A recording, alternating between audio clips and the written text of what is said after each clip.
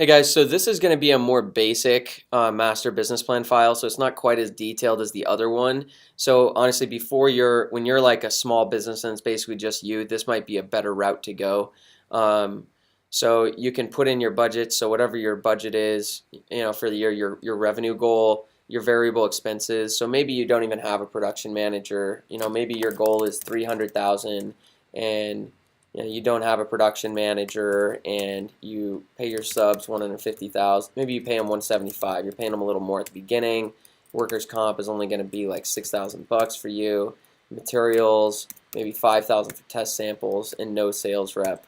And so we adjust this. So basically, you'll go through this whole document and put in all of your, expected expenses, so you can see what your total profit is going to be, and that needs to be a percent.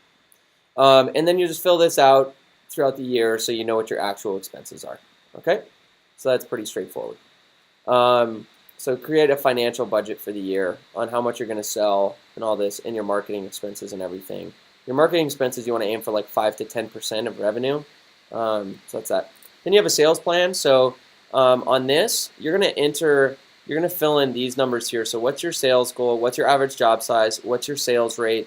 What's your lead conversion, and how many weeks do you plan on doing sales? And this over here, that's going to generate these numbers. So this is kind of your weekly targets to hit this goal. So based on what we put here, you'll see that those numbers on the right are going to change. See how those changed over here? So now for 800,000, we need to do 33 leads a week, 21 estimates a week, 6 book jobs. But for a million, 41, 26, 8, 24,000. So then what we're going to do is go ahead and populate this. So these are your budgets: 41 leads a week, 26 estimates a week, jobs booked per week. Which we actually could do this. Let's make this a little better quick. Well, we're not going to worry about that yet. And then every week you update this. So how many leads we actually got, how many estimates we did, how many jobs we booked, what was our weekly sales, and it'll populate what's your total sales. And then this sheet will determine what is your average job size actually, what is your sales rate actually, and what is your lead conversion actually. So let's say the first week you get 35 leads and you do 24 estimates and you book 5 jobs for 20,000. So this is going to populate for you that your average job size is 208,000. That's not right. Okay, so I'll fix the form. But this will calculate what this says your sales rate is 20.8%. It says your lead conversion rate is 68.57%, and your average job size should be total sales. That's why. Okay. So yeah, that's the equation's right. Let's see.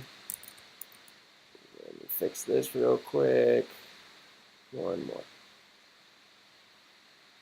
That's not right either. All right, so I'll fix that formula so this will be correct. But this would basically say your average job size is 4,000, is what that would say when the formula's right. So this is how you use your sales and marketing sheet to track sales and marketing and make your projections and everything. I'm going to delete this out of here for you. And I will fix that equation as well. Production plan, this is pretty straightforward. This just says what week, how much you plan to produce. So I just made these numbers up. All right, so you're going to go through and you're going to kind of make up what your production schedule is going to look like and how much you should be producing each week. So we've got nothing the first couple weeks, then we start slow, then we start ramping up a little, then we get up to 30K a week. We do 30K a week for quite a while, and then we start tapering off in the fall. All right, back down to nothing the last few weeks of the year. And you're just going to want to update how much work you actually produce each week to make sure you're on track. And that's a really basic way to track your entire business as your business is small, and then you can graduate into the more detailed business plan. So I'll go ahead and make sure these formulas are fixed for you, and that's how you use this form.